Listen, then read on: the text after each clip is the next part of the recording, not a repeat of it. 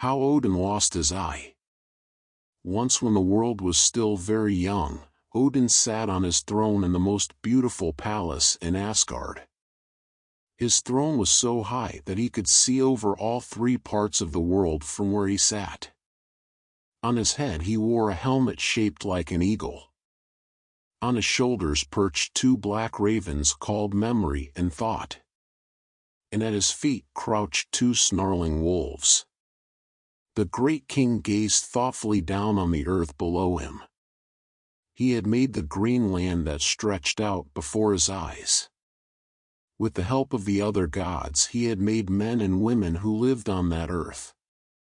And he felt truly like the All-Father he was called. The fair elves had promised they would help his children of the earth. The elves were the tiny people who lived between heaven and earth. They were so small that they could flit about doing their work, unseen. Odin knew that they were the artists who painted the flowers and made the beds for the streams. They took care of all the bees and the butterflies. And it was the elves who brought the gentle rain and sunshine to the earth. Even the ugly dwarfs, who lived in the heart of the mountains, agreed to help. They forged iron and metals, made tools and weapons. They dug gold and silver and beautiful jewels out of the earth. Sometimes they even cut the grain and ground the flour for the farmers on the earth. All seemed to be going well. Odin found it hard to think of evil times. But he knew that the frost giants were only waiting for a chance to bring trouble to his children. They were the ones who brought cold and ice to the world and shook the earth in anger. They hated Odin and all the work of the gods. And from high on his throne Odin looked down beyond the earth deep into the gloomy land of his enemies. He saw dark figures of huge men moving about. They looked like evil shadows. He, the king of the gods, must have more wisdom. It was not enough just to see his enemies. He must know more about them. So Odin wrapped his tall figure in a blue cloak. Down from his throne he climbed. Down the broad rainbow bridge he strode and across the green earth till all came to one of the roots of the great evergreen tree. There, close by the tree, was a well full of clear water. Its surface was so still it was like a mirror.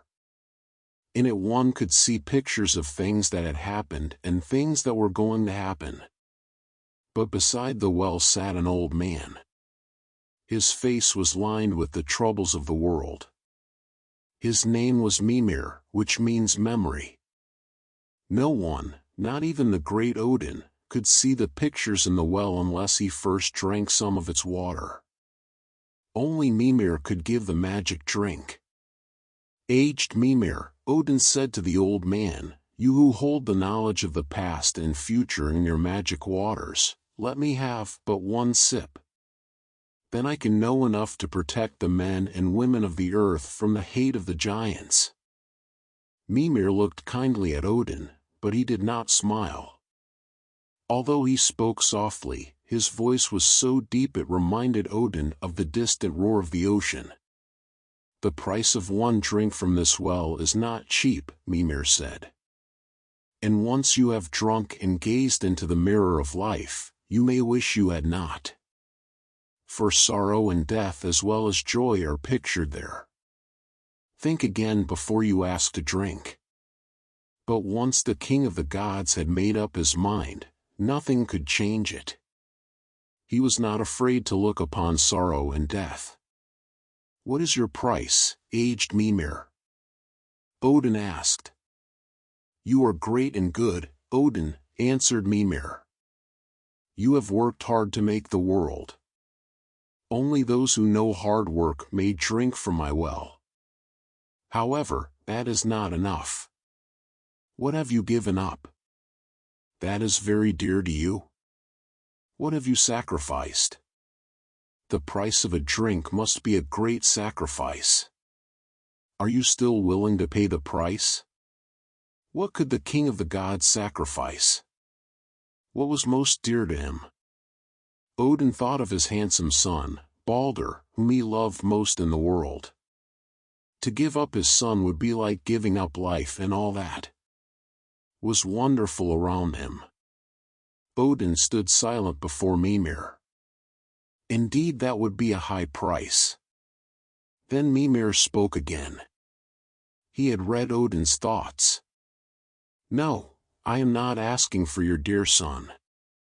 The fates once say his life must be short, but he has time yet to live and bring happiness to the gods and the world. I ask for one of your eyes. Odin put his hands up to his bright blue eyes. Those two eyes had gazed across the world from his high throne in the shining city of the gods. His eyes had taught him what was good and beautiful, what was evil and ugly. But those eyes had also seen his children, the men and women of the earth, struggling against the hate of the giants. One eye was a small sacrifice to win knowledge of how to help them.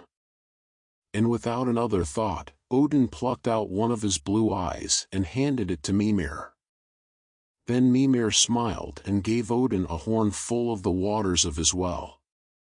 Drink deeply, brave king, so you may see all that you wish in the mirror of life.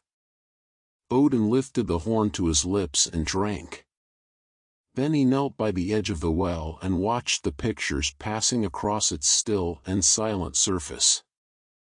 When he stood up again, he sighed, for it was as Mimir had said. He had seen sorrow and death as well as joy. It was only the glorious promise at the end that gave him courage to go on. So Odin, the great king of the gods, became one-eyed. If you can find Mimir's well, you will see Odin's blue eye resting on the bottom. It is there to remind men and women of the great sacrifice he made for them.